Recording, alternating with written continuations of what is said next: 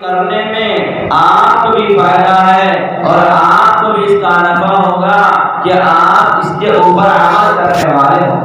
تو ایک تو اللہ کا حکم ایمان کے بعد اسلام کے 4 ارکان ہیں، ایک نماز، دوسرا روزہ، تیسرا زکوٰۃ، چوتھا حج۔ اسلام کی اس طریقے سے عمارت کے لیے 4 پلریں، 4 کونے، 4 ستون ہوا کرتے ہیں۔ اسی طریقے سے اسلام کے اندر بھی ایمان کے بعد یہ 4 ارکان ہے، یہ 4 حکم ہے اللہ کا، اسلام کا ارکان ہے۔ نماز تو وہ ہے کہ ہر مومن کے اوپر فرض ہے، چاہے وہ بیمار ہو، تندرست ہو، چلتا پھرتا ہو یا بسترے پہ ہو، لیکن نماز اس پر فرض ہے اور نماز پڑھے۔ روزہ، اس کے لیے صحت یاب ہونا ضروری ہے۔ کیسی صحت؟ کس صحت میں اللہ کی طرف سے معذرت ہے، معافی ہے کہ بعد میں قضا کر لے، اس کے بارے میں اپنے علماء کرام سے، اپنے شوہر، اپنے محرموں کے ذریعے معلوم کروا لیا کرے۔ تیسری چیز ہے زکوٰۃ۔ یہ زکوٰۃ بھی اللہ کا ایک اہم ارکان ہے، اسلام کا بہت بڑا رکن ہے۔ یہ زکوٰۃ کیا ہے؟ فرمایا اللہ رب العزت نے اقیم الصلاۃ وآتوا الزکاۃ۔ مسلمان کی صفت یہ ہے کہ وہ نماز قائم کرتا ہے اور زکوٰۃ ادا کرتا ہے، زکوٰۃ دیا کرتا ہے۔ یہ زکوٰۃ کی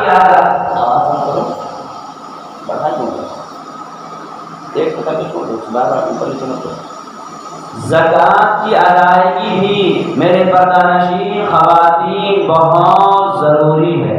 اللہ رب العزت نے قرآن کریم میں جگہ جگہ یہ بات ارشاد فرمایا، اقیم الصلاۃ وآتوا الزکاۃ، نماز قائم کرو اور زکوٰۃ ادا کرو، نماز قائم کرو اور زکوٰۃ ادا کرو۔ زکوٰۃ کی ادائیگی کے لیے اور زکوٰۃ کی فرضیت کے لیے، زکوٰۃ کی فرضیت کے لیے ضروری ہے اللہ نے ایک نصاب مقرر کیا ہے۔ وہ نصاب یہ ہے، فرمایا جس کے پاس 7.5 تولہ سونا یا 52.5 تولہ چاندی یا جو ہے اس کے مقدار کے رقم ہو تو اس کے اوپر زکوٰۃ فرض ہے۔ لیکن میرے پردہ نشین خواتین، آپ یہ بات ذہن میں بیٹھا لیں، یہ سونے کی جو مقدار ہے یہ ان لوگوں کے لیے ہے جن کے پاس خالص سونا ہی ہے، اس کے علاوہ کچھ نہیں۔ لیکن ہمارے ملک اور ہمارے ہندوستان میں، بلکہ ہمارے شہر میں یہ ہے کہ ہم عام طور پہ صرف سونا نہیں رکھتے، بلکہ سونا تو بہت کم ہوتا ہے، چاندی اور رقم رکھتے ہیں۔ تو جن کے پاس کچھ سونا ہے، کچھ چاندی ہے، کچھ رقم ہے، چاہے وہ رقم بینک میں ہو، چاہے وہ رقم اپنے گھر کے المیرے میں ہو، چاہے وہ گھر کے گلک میں ہو، چاہے وہ کسی اور جگہ جمع کیے ہوئے ہوں، وہ رقم اور سونے کی رقم اور چاندی کی رقم دونوں ملا، تینوں ملا کر اگر اتنا ہو جاتا ہے جس سے زکوٰۃ فرض ہوتا، یعنی 52.5 تولہ چاندی خریدی جا سکتی ہو، آج کے زمانے میں 36,750 روپے، اس کو نوٹ کر لیں آپ، آج کے ڈیٹ کے اعتبار سے 36,550 روپے جس کے پاس ہے، چاہے وہ سونے کی شکل میں ہو، چاندی کی شکل میں ہو، نقد کی شکل میں ہو،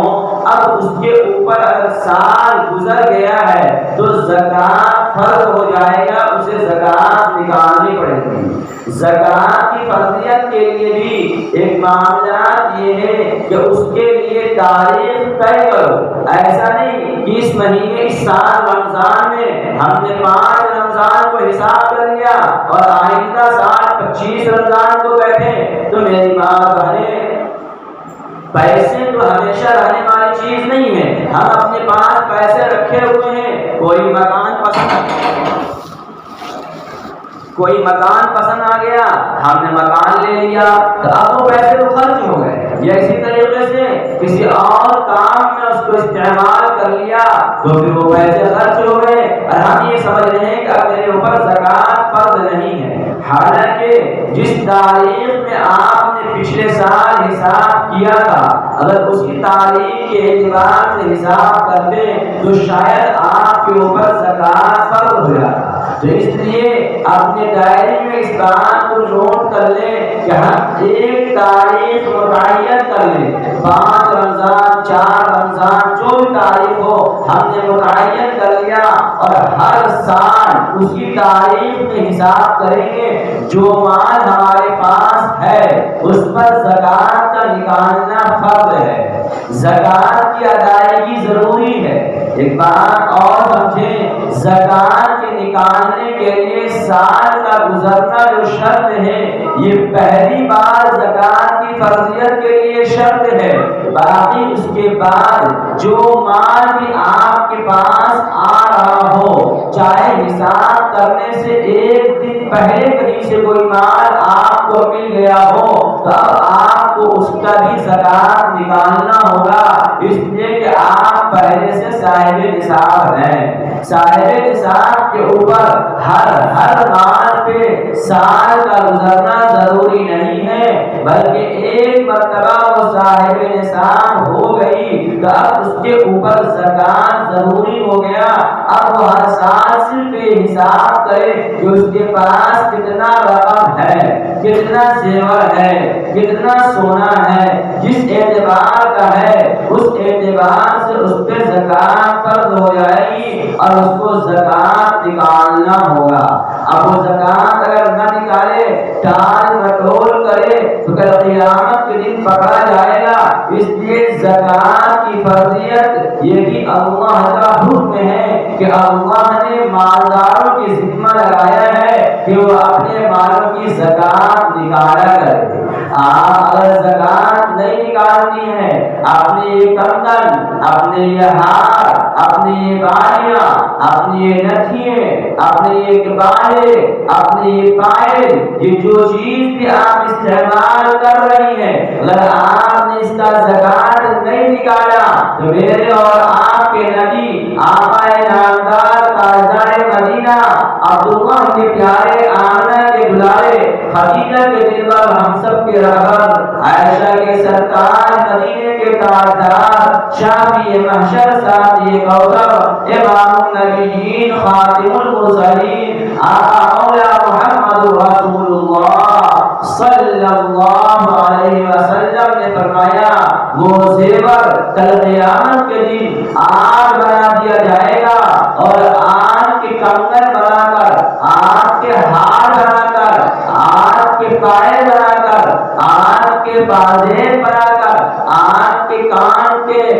بنا کر، یہ زیور کے ہم نے زکوٰۃ نہیں نکالا یہ آگ بنا کر ہمیں پہنائے جائیں گے، یہ آگ بنا کر ہمیں دیے جائیں گے۔ اس نے فرمایا زکوٰۃ کی ادائیگی ضروری ہے۔ اللہ رب العزت نے قرآن کریم میں کہا الذین یکنزون الذهب والفضة ولا ينفقونها فی سبیل اللہ، وہ لوگ جن کے پاس خزانے چاندی اور سونے رقم ہے لیکن وہ اس کی زکوٰۃ نہیں نکالتے، یکنزون الذهب والفضة ولا ينفقونها فی سبیل اللہ، اللہ کے راستے میں خرچ نہیں کرتے یعنی زکوٰۃ نہیں نکالتے تو فبشرہم بعذاب علیم، اس کو خوشخبری سنا دو دردناک عذاب کا۔ بھلا عذاب پہ بھی کوئی خوشخبری ہوتی ہے؟ فرمایا نہیں، عذاب پہ خوشخبری نہیں۔ آپ دیکھتے ہیں بچے کو کسی کام سے منع کریں پھر وہ کرتا رہتا ہے، اس کے بعد اگر نقصان پہنچ جاتا ہے تو ہم کیا کرتے ہیں؟ کہتے اچھا ہوا جاؤ اور کرو، اس کا کیا مطلب اچھا ہوا؟ کہ نہیں تمہارے نہ ماننے کی وجہ سے یہ ہوا تو یہ اچھا ہوا کہ تمہیں ایسا ہوا۔ ایسے ہی اللہ نے کہا کہ میرے کہنے کے بعد بھی تم نہ مانی، اپنے زیور سے محبت کرنے کی وجہ سے، اپنے مالوں کی محبت کے بنا پہ کہ ہمارا 2.5 روپے نکل جائے گا 100 میں، 1000 میں 25 روپے چلے جائیں گے، لاکھ میں 2500 چلا جائے گا، تو تم نے زکات نہیں نکالا تو پھر آخرت کے عذاب کے لیے تیار ہو جاؤ، آخرت کی سزا کے لیے تیار ہو جاؤ کہ آخرت میں اس کی سزا یہ ہوگی کہ وہ چیز جس کو تم نے اپنے لیے خزانہ سمجھا تھا، جس کو تم نے اپنے لیے زینت کی چیز سمجھی تھی، جس کو تم نے اپنے لیے فخر کی چیز اور سامان سمجھی تھی، تم نے زکات نہ نکالا کہ اس میں سے نکالیں گے کیوں، تو پھر اللہ کی طرف سے عذاب کی خوشخبری ہے۔ وہ عذاب کیا ہے؟ فرمایا یوم یحما علیہا فی نار جہنم فتقوا بها جباہہم وجنوبہم، کہ وہ مال کو کل قیامت کے دن پتھر بنا دیا جائے گا اور پھر اس کو آگ میں تپائے جائیں گے، اس کو سرخ آگ کر دیا جائے گا، جب وہ سرخ آگ وہ زیور ہو جائے تو پھر اس کو لے کر اللہ رب العزت کے داروغہ فرشتے ہیں جو رشوت نہیں لیا کرتے ہیں، جہاں ہم سے سیٹنگ نہیں ہوا کریں گے، دنیا کی عدالتیں تو سیٹ ہو جایا کرتی ہے، دنیا کی پولیس سیٹ ہو جایا کرتی ہے، دنیا کے محکمے سیٹ ہو جایا کرتے ہیں، وہاں کوئی سیٹنگ نہیں چلے گی، وہاں جو اللہ کا داروغہ ہوگا، اللہ کا فرشتہ ہوگا، وہ زیور کے سامان لے کر اس کے پہلو کو ڈالے جائیں گے، پھر اس کے پیٹھ ڈالے جائیں گے، پھر اس کے پیشانی ڈالے جائیں گے۔ یہ کیوں سب سے پہلے پیشانی ڈالی جائے گی؟ کیوں؟ اس لیے کہ جب کوئی مانگنے والا آتا ہے، جب کوئی آ کر اپنی ضرورت کو پیش کرتا ہے،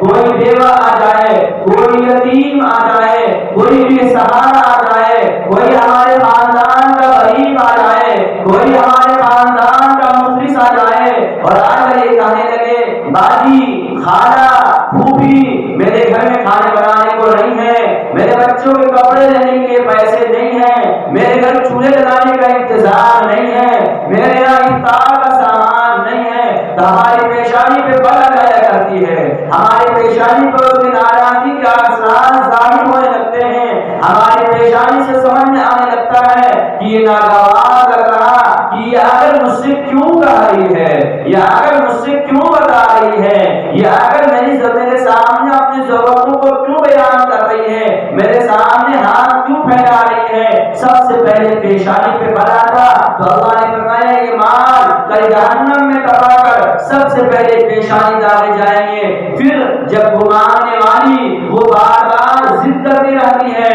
بار بار آپ سے سوال کرتے رہتی ہے، تو آپ اپنا رخ ذرا سا موڑ لیتے ہیں، پہلو کر لیتے ہیں، تو اللہ نے کہا اب اس کے لیے تم نے پہلو کا استعمال کیا، اس کے پہلو ڈالے جائیں گے۔ اگر مانگنے والا یہ بزد رہے، مانگنے والا مانگتے رہے تو ہم اٹھ کر چل دیتے ہیں۔ اس نے فرمایا کہ پھر بھیڑ ڈالے جائیں گے۔ اس نے میرے پردانشین خواتین یہ مال جو ہمارے پاس ہے یہ مال ہمارا نہیں ہے، ان مالوں میں غریبوں کا حق ہے، ان مالوں میں بیواؤں کا حق ہے، ان مالوں میں یتیموں کا حق ہے، ان مالوں میں بے سہارا کا حق ہے۔ میری ماں بہنیں ہونا تو یہ چاہیے کہ جب کوئی میرے رشتہ دار، کوئی ہمارے خاندان کا غریب ہمارے چوکھٹ پر مانگنے کے لیے آ جائے تو ہمارا دل ٹوٹ جائے، میری آنکھیں بھر جائے، اس لیے کہا اللہ آپ نے مجھے مال دیا تھا، اس میں ان کا حق تھا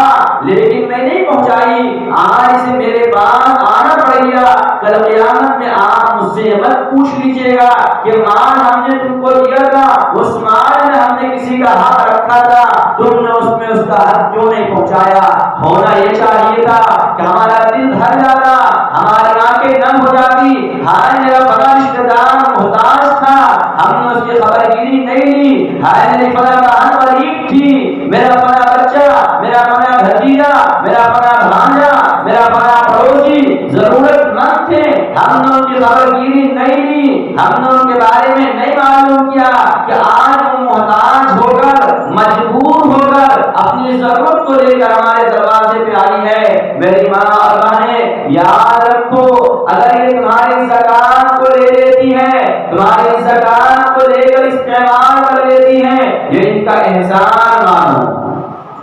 یہ ان کا احسان ہے۔ اگر یہ نہ لے تو پھر ہمارے مال ضائع ہو جائیں گے، دنیا کے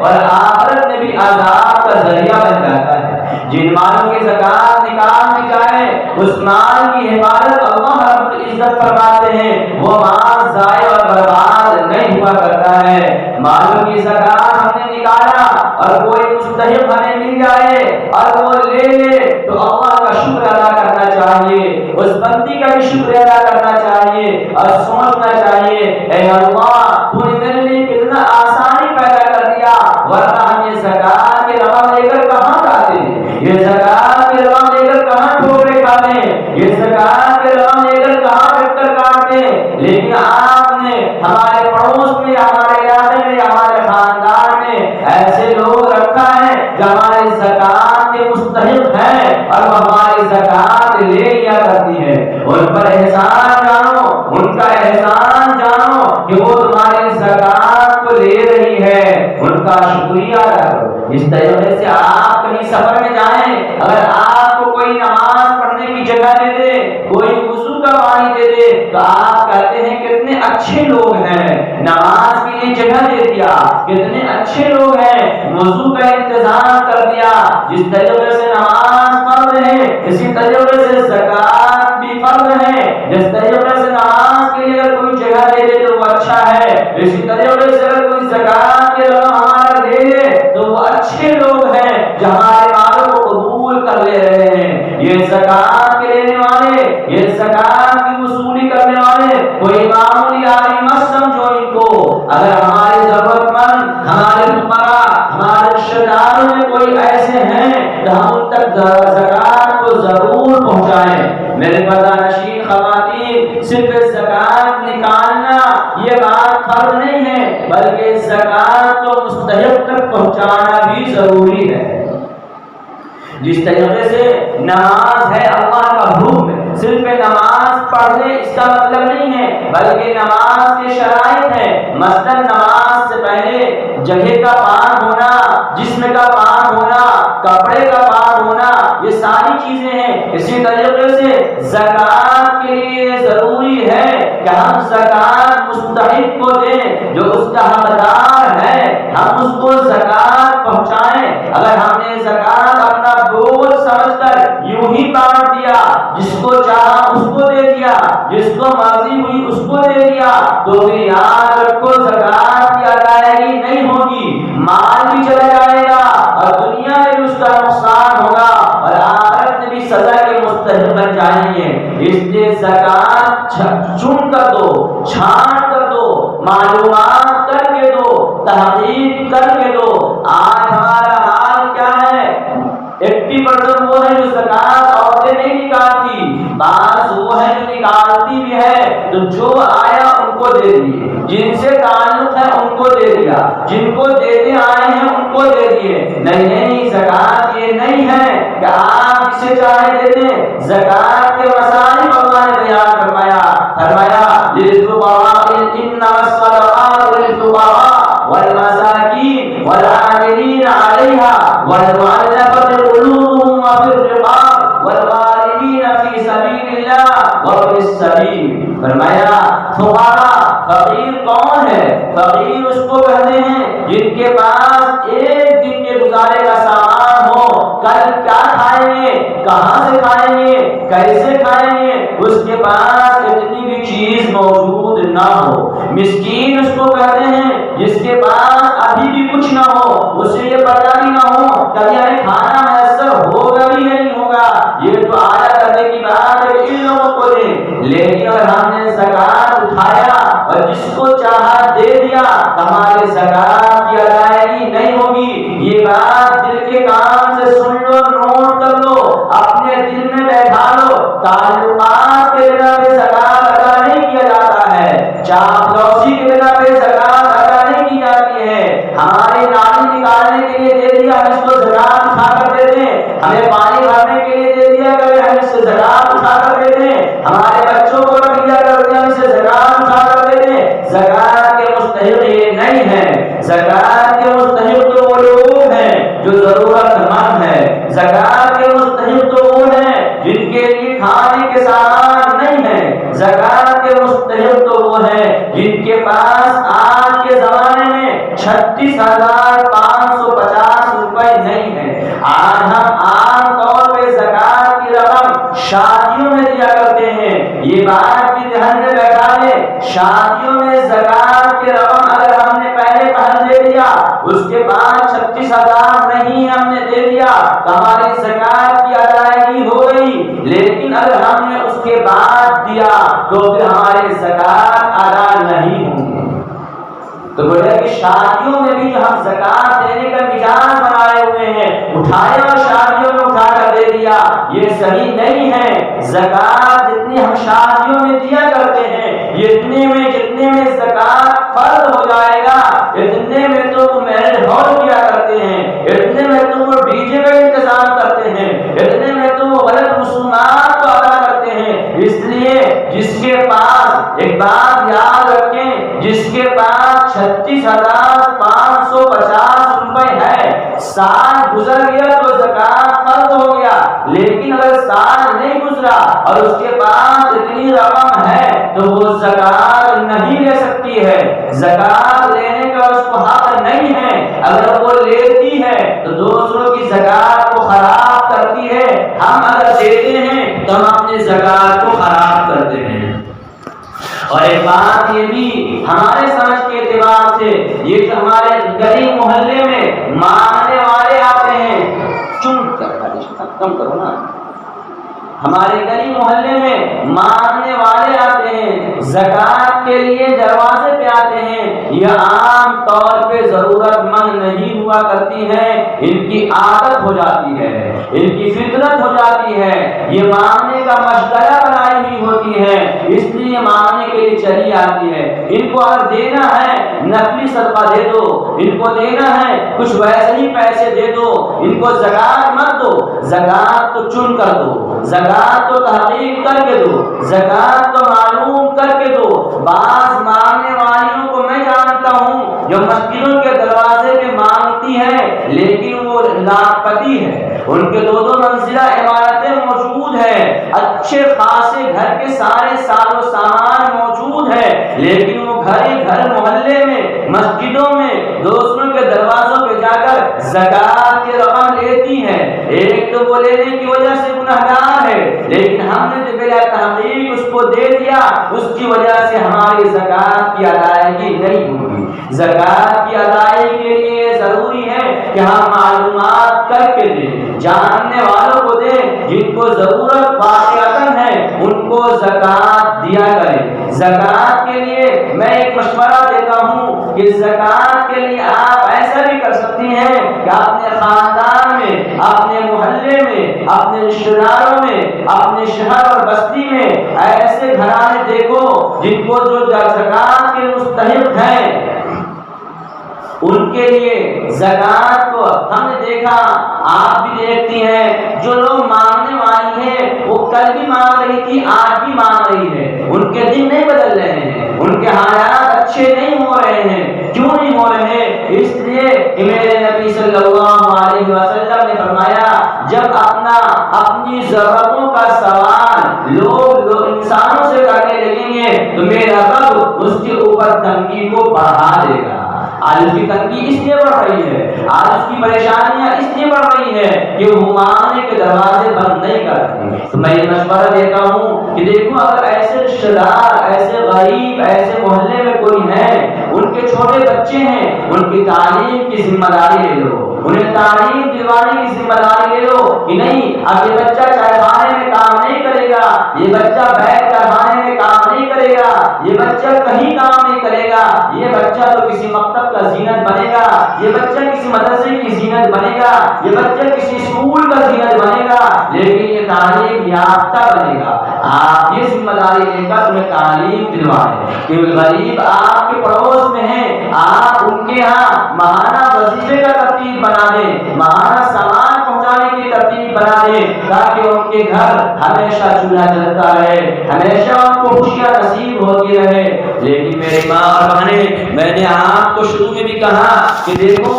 جس طریقے سے نماز کے لیے کچھ شرطیں ہیں، نماز کے لیے کیا شرط ہے کہ جسم کا پاک ہونا،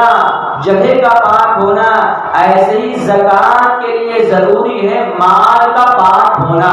یعنی حلال مال ہونا۔ ایسا نہیں کہ مال تو حرام کا ہے اور ہم نے زکوٰۃ نکال دیا کہ میرا رب حفاظت کرے گا،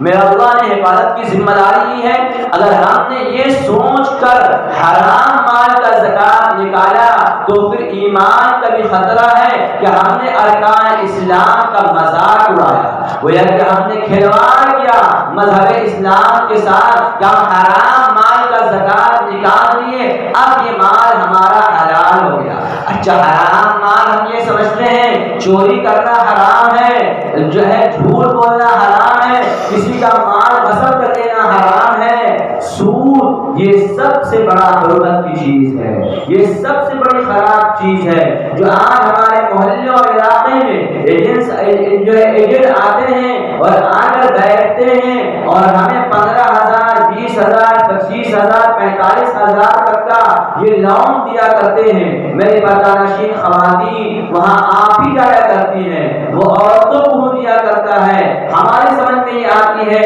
کرنا کیا ہے، لون لے لینا ہے، 300 روپیہ ہفتہ دینا ہے، 600 روپے ہفتہ دینا ہے، 800 روپے ہفتہ دینا ہے اور ایک ہمارا کام ہو جائے گا۔ یاد رکھو یہ لون حرام ہے، حرام، بالکل دل کے کان سے سنو اور نوٹ کر لو، یہ مال حرام ہے، سود ہے۔ دنیا کے اندر نماز کا چھوڑنا بہت بڑا گناہ ہے، زکوٰۃ کا نہ دینا بہت بڑا گناہ ہے، لیکن اللہ نے کسی بھی عمل کے نہ کرنے پہ جنگ کا اعلان نہیں کیا، لیکن سود ایسا خبیث ترین عمل ہے، ایسا بدترین عمل ہے، ایسا بیکار کام ہے کہ میرے رب نے قرآن کریم کے اندر فرمایا یا ایھا الذین آمنوا اتقوا اللہ وذروا ما بقی من الربا ان کنتم مؤمنین۔ اے ایمان والو، تم تقوی اختیار کرو، اللہ سے ڈرو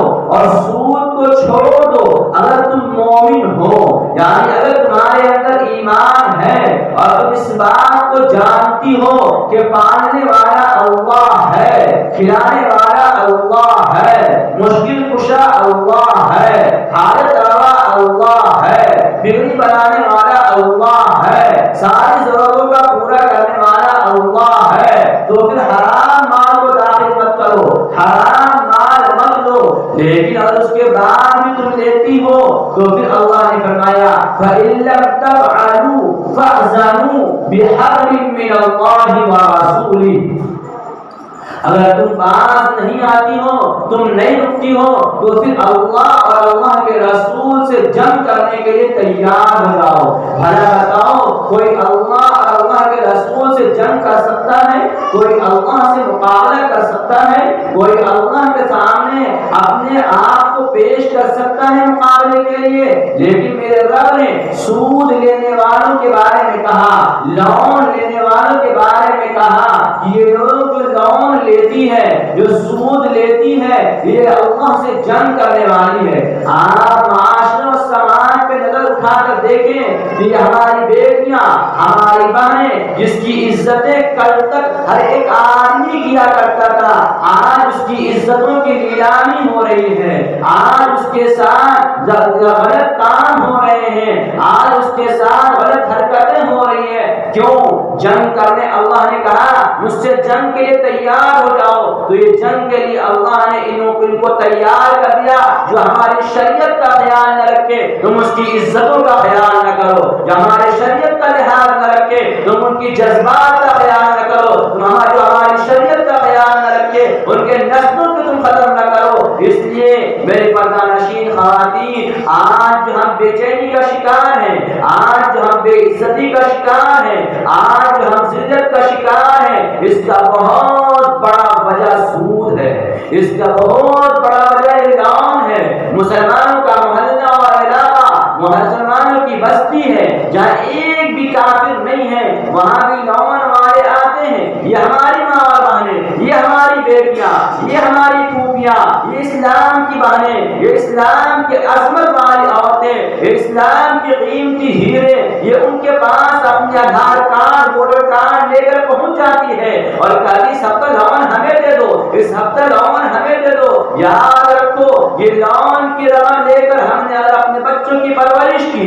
ہم نے اس لون کی رقم لے کر اپنے شوہر کے کاروبار میں لگایا تو ایک دن یہ کاروبار بھی چلا جائے گا، ہمارے بچے ہمیں یاد مارنے والے ہوں گے۔ کیوں؟ اس لیے کہ جیسا کھائے گا ویسے ہی وہ بنے گا۔ جب حرام کھائے گا اس کے اندر حرام والی صفت آئے گی، جب وہ حرام کھائے گا اس کے اندر کے خون حرام ہوں گے، ان کا کھانا پینا حرام ہوگا، اس کے اندر سے وہی چیز پھوٹے گی۔ آج ہم کہتے ہیں ہمارا ماحول خراب ہے، کیوں خراب ہے؟ اس لیے کہ ہم نے معصوم کلیوں کو حرام کھلایا، ہم نے معصوم بچوں کی پرورش حرام سے کیا، ہم نے معصوم بچوں کو حرام لباس پہنایا، ہم نے اپنے گھروں کے ڈیکوریشن حرام پیسوں سے کیا، ہم نے اپنے زیور کے اپنے جسموں کی زینت کے لیے زیور حرام مالوں سے بنایا۔ یہ حرام مال قیامت میں پکڑ کا ذریعہ ہے اور دنیا کے اندر بھی پکڑ کا ذریعہ ہے، دنیا کے اندر بھی عذاب میں گرفتار ہوں گے۔ اس لیے کہ میرے رب نے کہا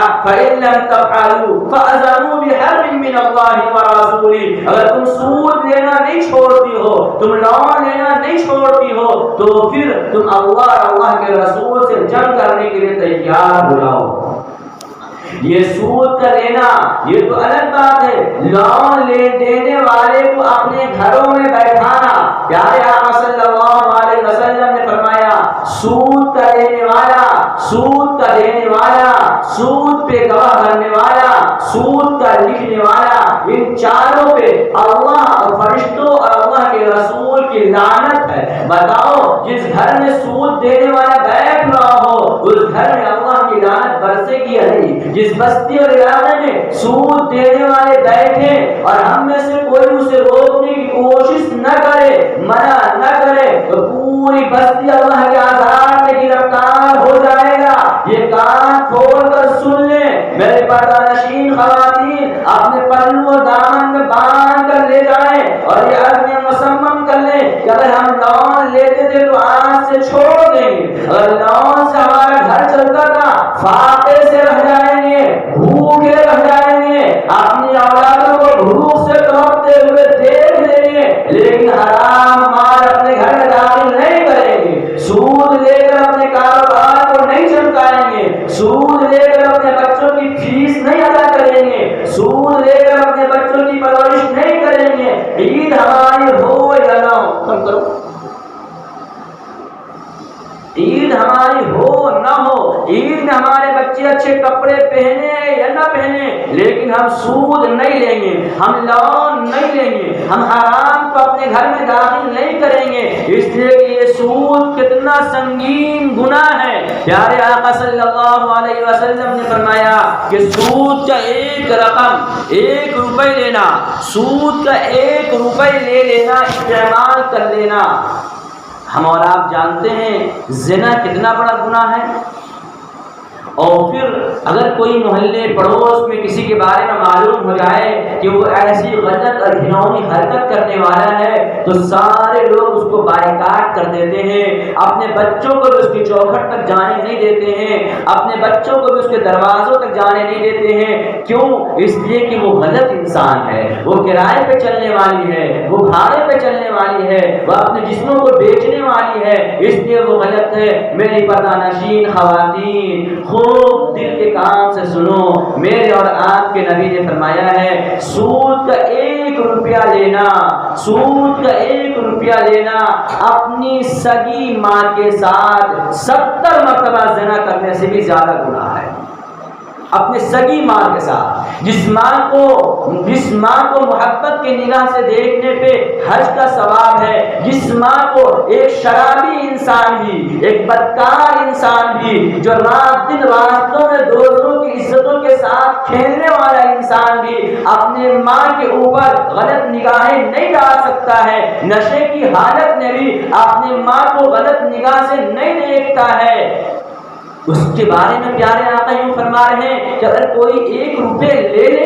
1 روپے استعمال کر لے تو سگی ماں کے ساتھ 70 مرتبہ منہ کالا کرنا اور زنا کرنے کے برابر گناہ ہے۔ اور یہ گناہ ہم بھڑکنے سے کرتے جائیں، یہ گناہ ہمارے معاشرے میں عام ہوتا چلا جائے اور ہم بے فکر بیٹھی رہیں، میری ماں بہنیں، نہیں، ہماری ذمہ داری ہے کہ آج سے توبہ کر لو۔ آج سے امید تو ہمیں اللہ کی ذات سے یہ ہے کہ آپ میں سے کوئی سود نہیں لیتا ہوگا، کوئی لون کے کام نہیں کرتی ہوگی، کوئی 1 روپے حرام نہیں کھاتی ہوگی۔ لیکن اگر آپ کے پڑوس میں کوئی بیٹھتا ہے لون والا، آپ کے پڑوس میں محلے میں کوئی آ کر بیٹھتا ہے کرایہ دیتا ہو، آپ منع کریں نہیں، ہم اپنے پڑوس میں لون والے کو بیٹھنے نہیں دیں گے، ہم اس کے بائیکاٹ کریں گے۔ ایسے گھر کو بائیکاٹ کرو جو اپنے گھر میں جا کر کے لون دینے والے ایجنٹ کو بیٹھایا کرتی ہے، جو اپنے گھروں پہ جگہ دیا کرتی ہے، ان کے خوشی غم کو چھوڑ دو،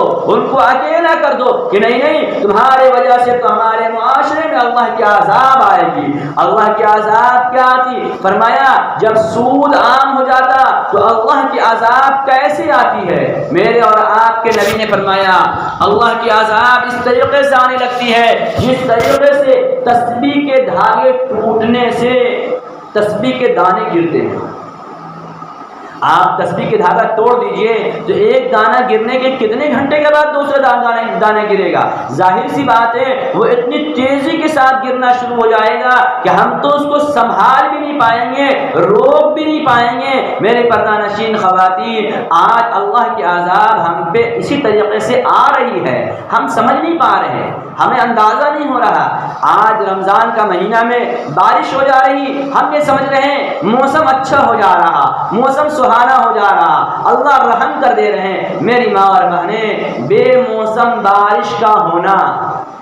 میرے نبی نے فرمایا ہے، جس سے زیادہ سچی بات کسی کے نہیں ہو سکتی۔ میرے نبی نے فرمایا ہے بے موسم بارش کا ہونا یہ اللہ کی عذاب ہے، اللہ کی ناراضگی کا پہچان ہے۔ اللہ جب غصہ ہوتا ہے تو موسم کے اندر تبدیلیاں کر دیا کرتا ہے۔ جو موسم ہونا چاہیے، جب بارش کی ضرورت ہوگی جب بارش نہیں ہوگی، اور جب ضرورت نہیں ہے اس وقت بارش ہوگی۔ ہم تو شہروں میں رہنے والے ہیں، ہمیں بارش کا فائدہ اور نقصان سمجھ میں نہیں آتا ہے۔ بارش کا نفع اور نقصان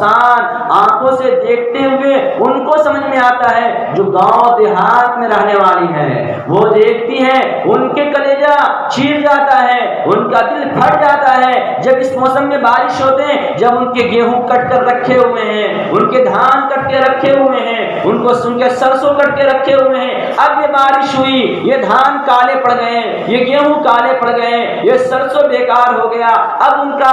سال بھر کا محنت، سال بھر کی کاوش، ان کی پونجی جو ان کے لیے ذریعہ آمدنی تھی، ان کا گزر بسر تھا، وہ برباد ہوتا ہوا دکھتا ہے تو انہیں سمجھ میں آتا ہے ہاں یہ بارش تو اللہ کی عذاب ہے۔ ہم شہر میں رہتے ہیں، ہمیں سمجھ میں نہیں آتا، لیکن میرے پردہ نشین خواتین کم از کم اتنا تو سمجھو کہ میرے نبی نے یہ بات فرمایا ہے کہ جب موسم بے موسم ہونے لگے سمجھ جاؤ میرا اللہ ناراض ہے،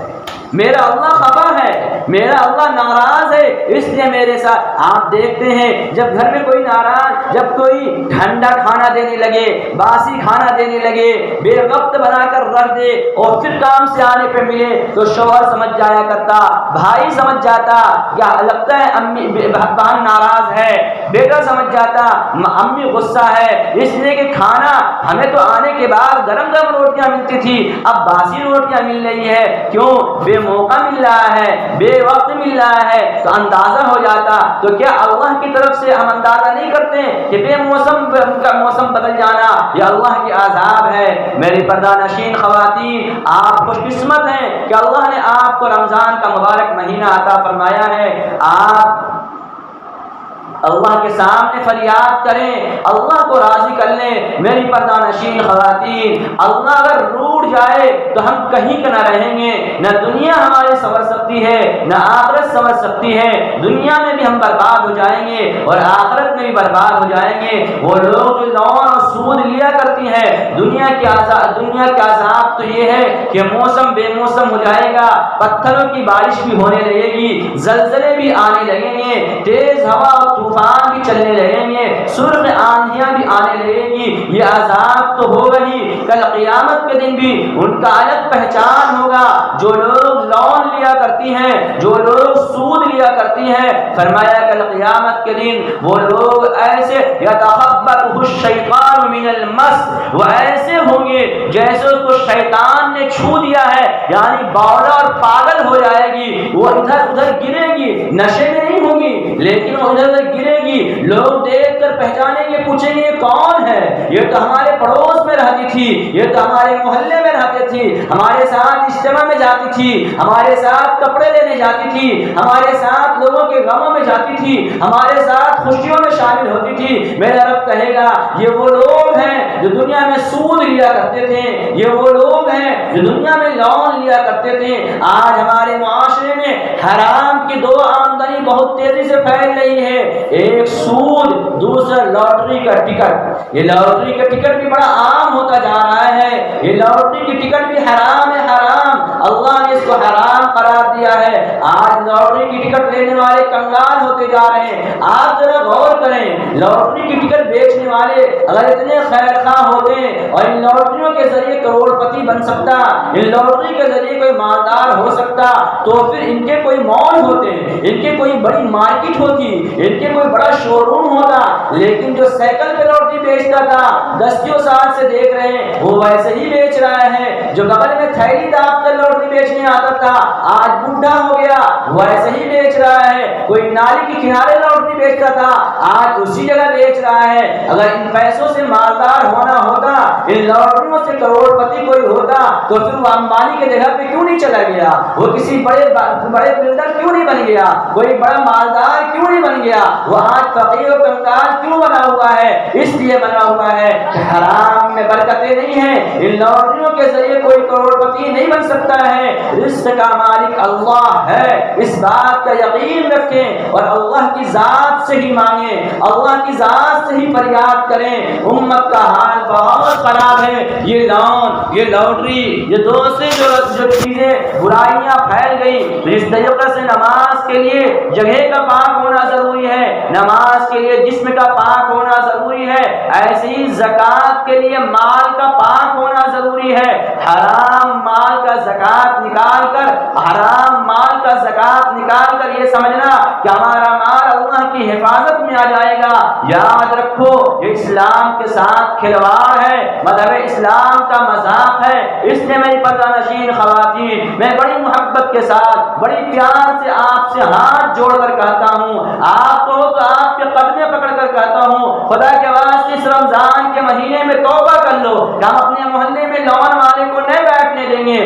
اپنے شوہر اپنے اولادوں کو لاٹری کی ٹکٹ لینے نہیں دیں گے، ہم لون کے پیسے نہیں لیں گے، ہم سود کے ذریعے اپنے کاروبار کو چمکانے کی فکر نہیں کریں گے، ہمارے گھر چولہا نہ جلے تو نہ جلے لیکن ہم حرام کی آمدنیاں گھروں میں داخل نہیں کریں گے۔ یہ لون خطرناک بیماری ہے، یہ لون ہمارے نسلوں کو برباد کرنے والی بیماری ہے، اور جب حرام کھائیں گے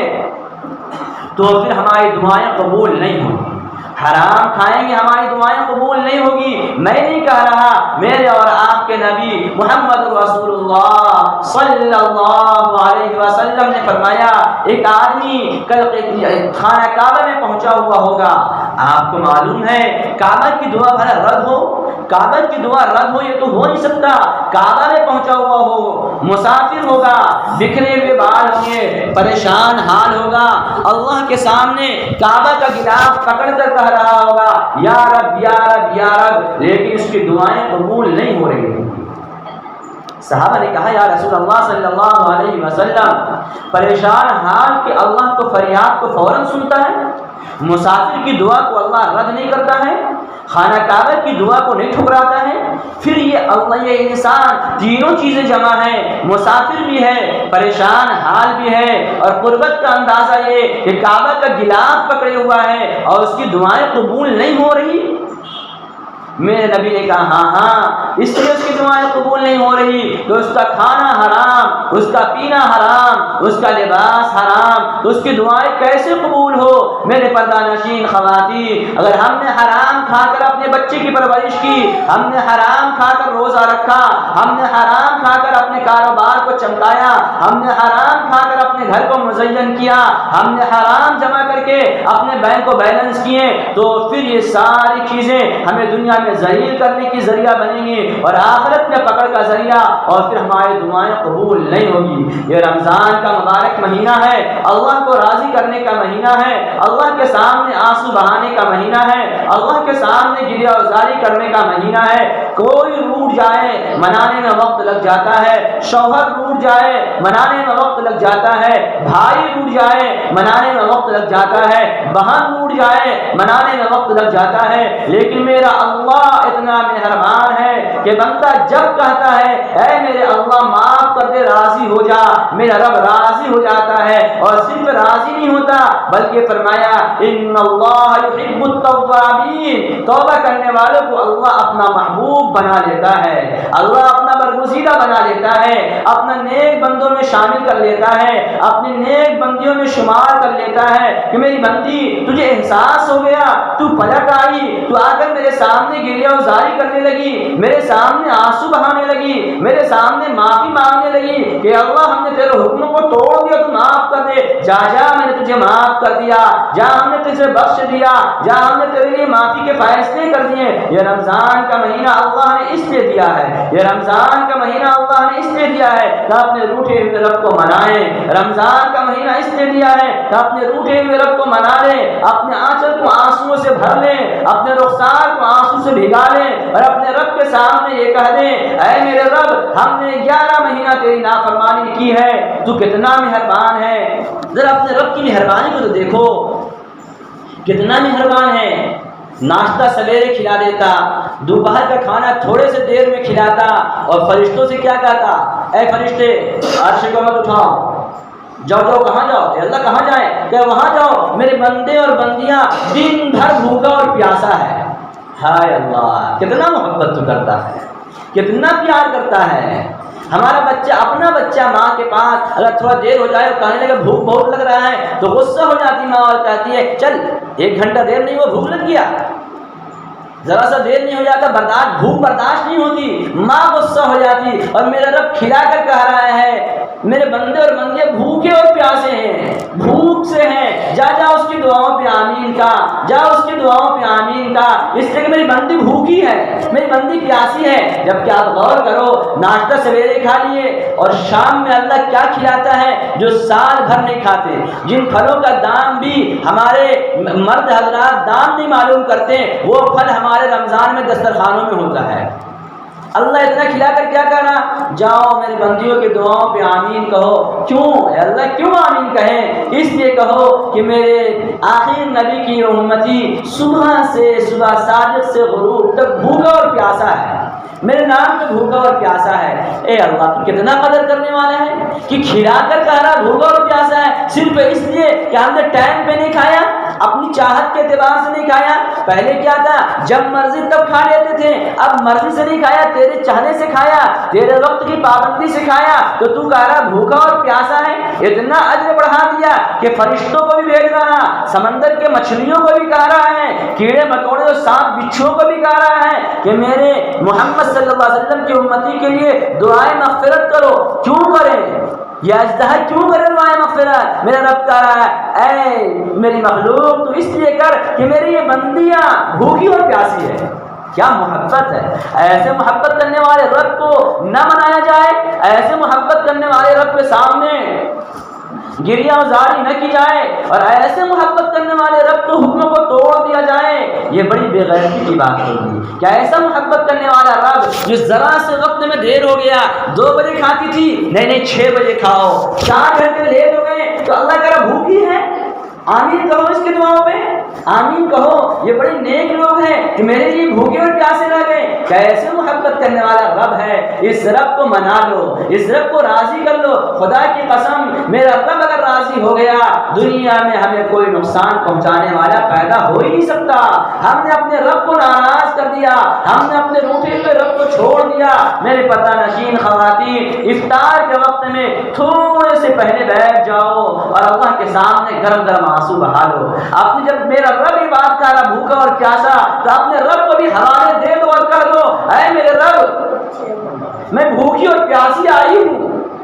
اے اللہ اگر کسی ظالم کے پاس بھی کوئی بھوکا اور پیاسا جاتا ہے تو وہ کنجوس بخیل بھی کچھ دے دیا کرتا ہے، تو سخیوں کا سخی ہے، تو داتاؤں کا داتا ہے، تو کریموں کا کریم ہے۔ بھوکی اور پیاسی تو خود کہہ رہا ہے میرا رب کہ میں بھوکی اور پیاسی ہوں۔ بھوکی اور پیاسی بندی تیرے سامنے ہاتھ پھیلائے مانگ رہی، اپنے لیے مانگ لو، ساری انسانیت کے لیے مانگ لو، اپنے شوہر کے لیے مانگ لو، اپنے گھر کے اپنے شوہر کے بچوں کے کاروبار کے لیے مانگ لو، بیماروں کے لیے مانگ لو، ساری انسانیت کے لیے مانگ لو، جو اپنے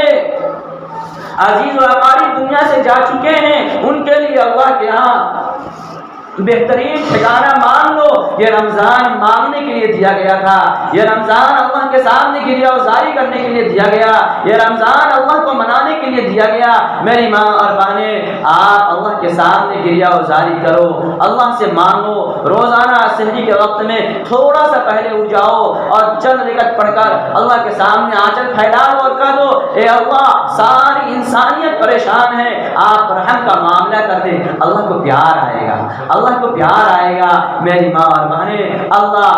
اپنے رحمت کے آنچل، اپنے رحمت کے دامن پھیلائے بیٹھا۔ آجا آجا میری بندیاں، آجا، ہم نے رمضان اس لیے دیا تھا، میری بندیاں توبہ کر لے، ہم نے رمضان اس لیے دیا تھا، میرے سامنے معافی مانگ لے، ہم نے رمضان اس لیے دیا تھا۔ رمضان سونے کے لیے نہیں ہے، رمضان غیبت کے لیے نہیں ہے، رمضان چغلی کے لیے نہیں ہے، رمضان بہتان کے لیے نہیں ہے، رمضان دوستی کی جاسوسی کے لیے نہیں ہے، رمضان تو اپنے اعمال سے نیکیوں کو مزین کرنے کے لیے ہے، رمضان اپنے روٹھے ہوئے رب کو منانے کے لیے ہے۔ اس نے میرے پردہ نشین خواتین اللہ کے سامنے گریہ وزاری کریں، اللہ ہمیں اور آپ کو سمجھ کی توفیق عطا فرماوے، آمین۔ وآخر دعوانا الحمدللہ رب العالمین۔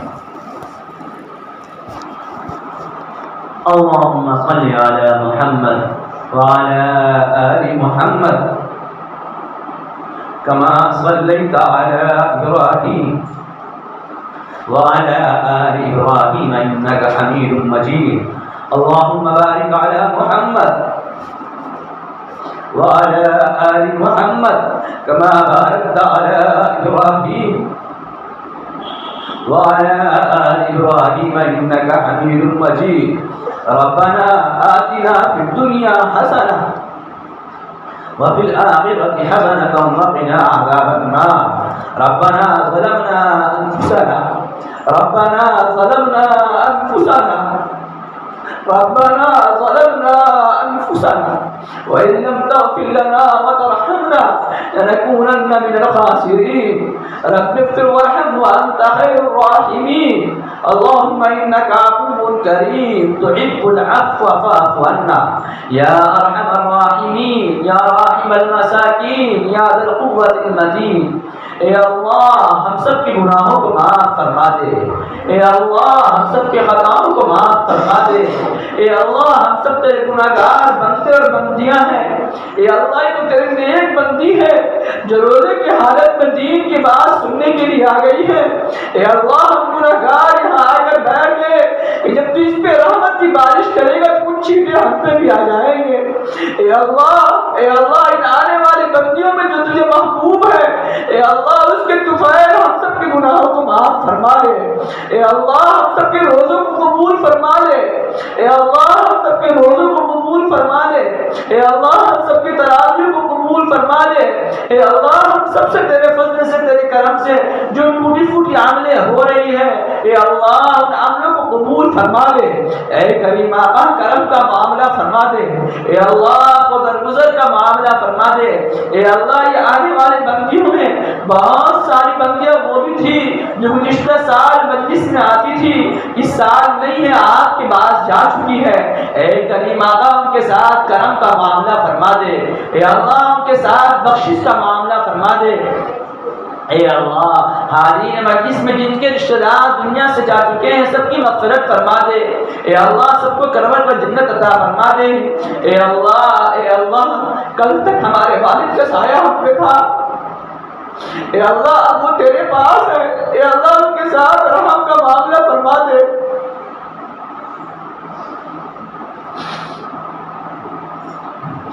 اے اللہ درگزر کا معاملہ فرما دے، اے اللہ ان کے درجات کو بلند فرما دے، اے اللہ ان کے درجات کو بلند فرما دے، اے اللہ امت کے حال پر رحم فرما دے، اے اللہ امت کے حال پر رحم فرما دے، اے اللہ امت کے حال پر رحم فرما دے، اے اللہ امت بڑی پریشان ہے، اے اللہ ذلت کی زندگی گزار رہی ہے، اے میرے مالک یتیم امت ہے، بے سہارا امت ہے، اے اللہ آپ نے میرے نبی سے وعدہ کیا تھا اس امت کو بے سہارا نہیں چھوڑیں گے، اے اللہ آج امت بے سہارا ہو چکی ہے، ہر طرف سے پٹ رہی ہے، اے اللہ ہر طرف سے دھتکاری جا رہی ہے، اے اللہ ہماری ماں باپوں کی عزتیں محفوظ نہیں ہے، اے اللہ اس مبارک مہینے کی برکت سے اس امت کی ذلت کو عزت سے بدل دے، اے اللہ اس امت کی ذلت کو عزت سے بدل دے، اے اللہ اس امت کی ذلت کو عزت سے بدل دے، اے اللہ اس امت کی پریشانیوں کو آسانی سے بدل دے، اے اللہ اس امت کی بے قراری کو اطمینان سے بدل دے۔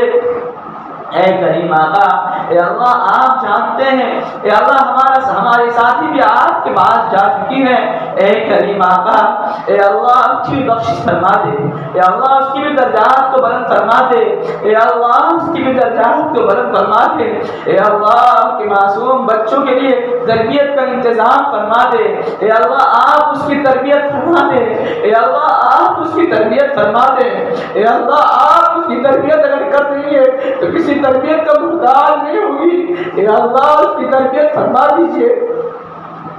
اے اللہ تمام دینی ادارے کی حمایت فرما دیجئے، اے اللہ تمام مدارس مساجد خانقاہ مکاتب کی حمایت فرما دیجئے، اے اللہ تمام بیماروں کو شفا عطا فرما دیجئے، اے اللہ ہم میں سے جن کے والدین یا ان میں سے کوئی ایک زندہ ہے تو اے اللہ صحت و عافیت کے ساتھ ان کا سایہ قائم فرمائیے، اے اللہ ان کا صحت و عافیت کے ساتھ ان کا سایہ قائم فرمائیے، اے اللہ یہ آنے والی بندیاں بڑی نیک لوگ ہیں، اللہ ان کے دل میں جو تمنائیں ہیں، جو آرزویں ہیں، جو چاہتے ہیں، جو ارمانیں ہیں، جو امنگیں ہیں، اے اللہ ان تمام جائز تمناؤں کو پورا فرما دیجیے، جائز مرادوں کو پورا فرما دیجیے، اے اللہ کوئی اپنے بچوں کی شادی کے لیے پریشان ہے، اے اللہ نیک اور صالح جوڑا عطا فرما دیجیے، اے اللہ سنت کے مطابق نکاح کرنے کی توفیق عطا فرما، اے کریم آقا ہمارے علاقہ اور بستی میں جو سود اور لعن کی بیماری چل چکی ہے، اے اللہ اس کا خاتمہ فرما دیجیے، اے اللہ جو دین کے باتیں کہی گئی سنی گئی اس پر عمل کرنے کے توفیق عطا فرما، اے کریم آقا بڑا کرم ہوگا، بڑا احسان ہوگا اے اللہ کہ ہم سب کو اپنے پاک گھر کی دیدار عطا فرما دے، بار بار حاضری کی توفیق عطا فرما دے، روضہ رسول کی زیارت عطا فرما دے، اے اللہ وہاں کی حاضری آسان فرما دے، اے اللہ وہاں کی حاضری آسان فرما دے، صلی اللہ تعالی علی خیر خلقہ محمد وعلی آلہ وصحبہ اجمعین برحمتک یا